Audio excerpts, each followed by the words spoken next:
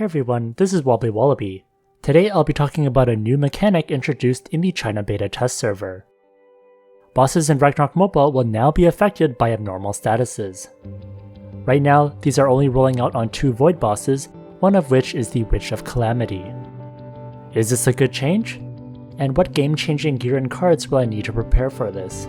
Stay tuned to find out.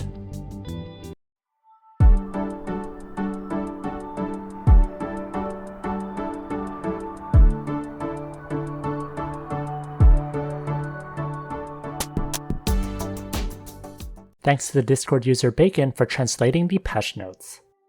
To be honest, this mechanic is overly complicated, as you can see by this wall of text.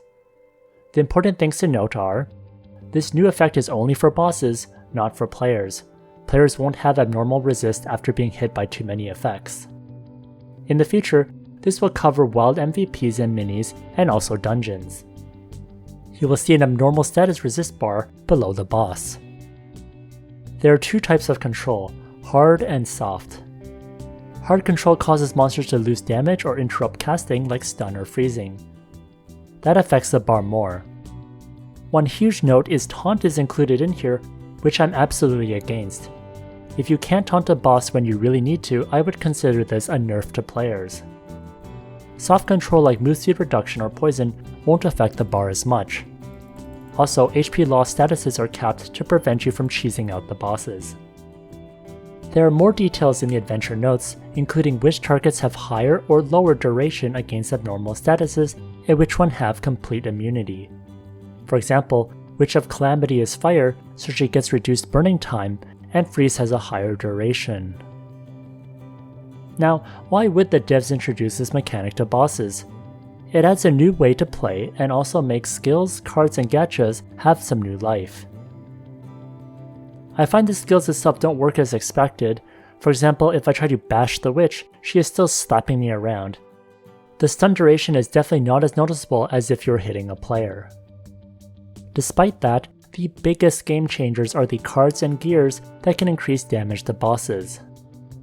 If you need BCC to get these game changers, Smile.1 allows you to get discounted BCC and premiums for Ragnarok Mobile. They have been around for more than 8 years and have plenty of global business partners for other games too. I'll put a link in the description, thanks to Smile.1 for sponsoring this video.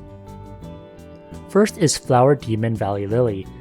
Anyone in the party can use this tail to poison the boss, so it takes 10% more damage and reduces its damage by 10%. I think this will be very standard for people to use against bosses. Hopefully they will add this once more to the Time Wish machine. The second one is the Ore Spirit card. The 5% final damage per abnormal status is huge. This is a must-have and will likely replace other meta offhand cards like the Alice Star card.